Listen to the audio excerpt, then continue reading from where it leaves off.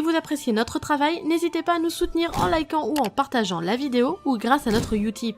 Il vous suffit de regarder une publicité de 30 secondes, ce qui nous fait gagner 5 centimes par visionnage. En soi, comme ça, c'est pas grand chose, mais pour nous, c'est beaucoup. Merci de votre participation et bon visionnage. Salut les amis, on se retrouve pour un nouveau 5 choses à savoir sur l'univers de Naruto. Cette semaine, nous allons parler de la mère de notre héros, Kushina Uzumaki. Pendant très longtemps, elle a été un mystère au sein de l'histoire de Naruto, car aucun indice n'était présent dans le récit et rien ne prouvait que les lecteurs sauraient un jour qui était la mère de Naruto. Pourtant est venu le jour où Kushina a été révélée au lecteur et en plus de son rôle de mère du héros, elle a une histoire et un développement construit et détaillé. Voyons ensemble 5 choses à savoir sur Kushina Uzumaki, le clan Uzumaki. Au sein de l'univers de Naruto, nous connaissons quelques membres du clan Uzumaki. Actuellement, ceux qui sont encore vivants sont Naruto et ses enfants et Karin. Dans toute l'histoire de Naruto, nous avons connu Mito, l'épouse d'Hashirama, Kushina et Nagato, tous trois décédés. Le clan Uzumaki n'est pas un clan originaire de Konoha, mais était un clan prédominant du village caché des remous. Les Uzumaki ont un lointain lien de parenté avec le clan Senju, avec lequel ils ont entretenu de bonnes relations par le passé. Hélas, ils furent décimés lors des grandes guerres ninja en même temps que leur pays, le pays des tourbillons. Rares sont les survivants qui purent s'exiler à travers le monde,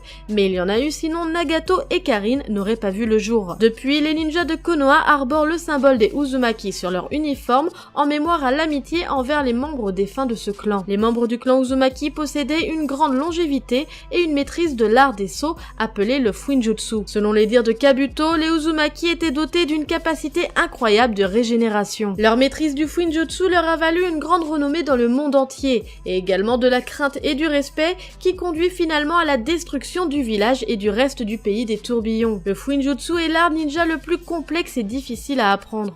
Même Jiraiya, qui était un expert, était très loin du niveau et du talent naturel qu'avaient les Uzumaki pour l'art des sauts. Il maîtrisait cet art avec une aisance et une habileté inouïe, ayant inventé la plupart des plus puissants sauts existants dans le monde shinobi comme le Shiki Fujin, mortel pour son utilisateur, et les multitudes d'autres sauts propres à leur clan, qu'ils devaient être extrêmement efficaces, qu'ils soient puissants ou faibles, comme ceux qui servirent à enfermer Kyuubi dans Mito et Kushina Uzumaki, dont on ignore les noms, et les sauts mineurs mais d'une grande utilité comme le Keiyaku Fuin et les quelques autres sauts que Kushina avait appris à Minato. Le Fuinjutsu pouvait être d'une très grande utilité lors des combats, ayant de multiples fonctions comme sceller des armes, les déceler et les projeter sur ses ennemis, ou des sauts d'emprisonnement pour immobiliser les adversaires et les empêcher de nuire, et encore bien d'autres. Les membres de ce clan possèdent, comme je vous l'ai dit, une longévité et une très grande vitalité. D'ailleurs, l'un des cas les plus remarquables de ce clan n'est autre que Mito Uzumaki, qui a connu le temps avant la fondation de Konoha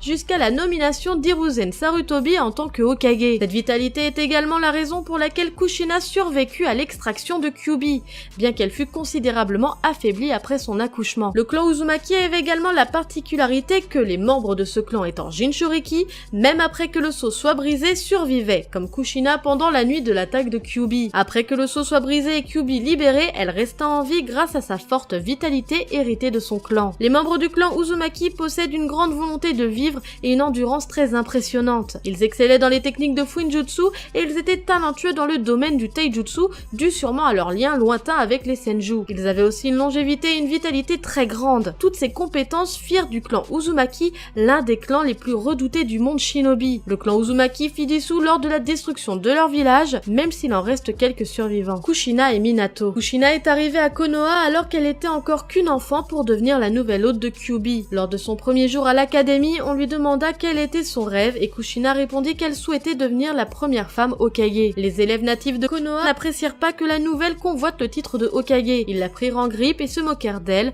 de son visage rond et de ses cheveux rouges, et l'appelaient la tomate. Ce n'est pas dans le tempérament de Kushina de se laisser faire et de se laisser intimider. Elle mit une raclée à tous ceux qui se moquaient d'elle, particulièrement aux garçons, et à partir de ce moment-là, elle hérita d'un nouveau surnom, Habanero la sanglante. Pour le petit point culture, le habanero est un piment particulièrement piquant qui pousse au Chili. C'est à la même période que Kushina fit la connaissance de Minato qui était dans la même classe. Le coup de foudre ne fut pas immédiat pour la jeune fille puisqu'elle trouvait que Minato ressemblait à une fille et en plus, quand il lui révéla que lui aussi avait le rêve de devenir Hokage, Kushina le trouva niais. Un jour, quand Kushina et Minato sont devenus genin, Kushina fut kidnappée par des ninjas de Kumo intéressés par la nature spéciale de son chakra. Alors qu'elle n'avait pas grand espoir que les ninjas de Konoha puissent retrouver sa trace, elle laissa derrière elle des mèches de cheveux. Comme elle le pensait, personne ne remarqua ces indices. À l'exception l'explication de Minato qui, lorsqu'il la retrouva et sauva, lui révéla que c'était grâce à ses cheveux et qu'il les trouvait très beaux. C'est à partir de ce moment précis que Kushina vit en Minato un grand ninja et tomba amoureuse de lui. Ses cheveux rouges qu'elle détestait à cause des moqueries dont elle était victime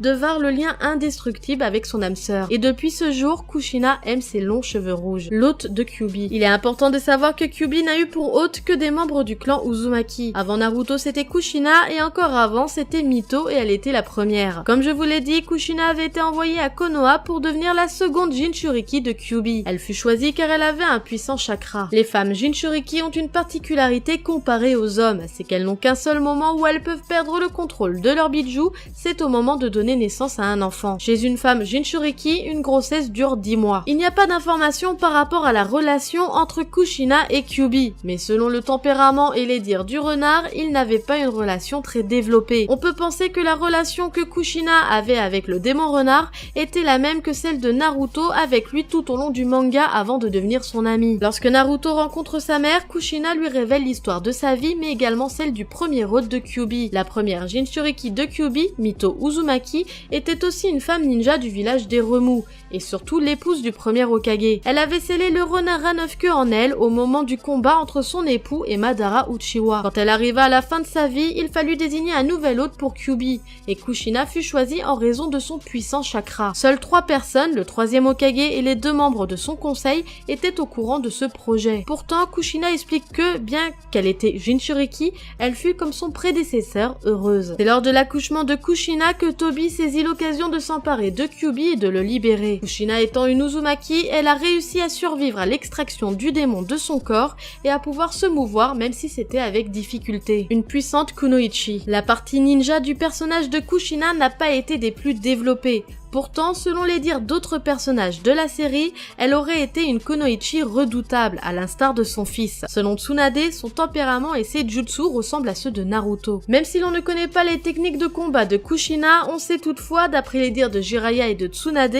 que Naruto hérita de ses compétences en ninjutsu. Cela laisserait supposer que Kushina, tout comme Naruto, avait une très grande maîtrise des jutsu qui requièrent beaucoup de chakra. De plus, elle possédait un chakra spécial particulièrement puissant, qui fut la raison pour laquelle elle fut l'hôte de Kyuubi, et comme tous les Uzumaki, elle possédait une très forte vitalité et longévité, ce qui lui permit de ne pas mourir de suite après l'extraction de Kyuubi de son corps. Elle était aussi une experte en Fuinjutsu comme tous les membres de son clan. Elle maîtrisait des techniques de saut avancées du pays des tourbillons. Son savoir dans l'art du Fuinjutsu, elle l'enseigna à son époux Minato. Le chakra de Kushina pouvait prendre la forme de chaînes de chakra. C'est avec celle-ci qu'elle pouvait maîtriser la puissance de Kyuubi. En soi, on ne sait quasiment rien sur la puissance de Kushina, mais les quelques détails dits dans la série nous laissent à penser qu'elle devait être puissante. Il serait intéressant de découvrir un spin-off sur sa courte vie de ninja. Une trace indélébile. Kushina a fait une apparition très tardive dans le récit, mais pour autant ce n'était pas une apparition inutile car elle a apporté de la satisfaction au lecteur, forcément, mais surtout,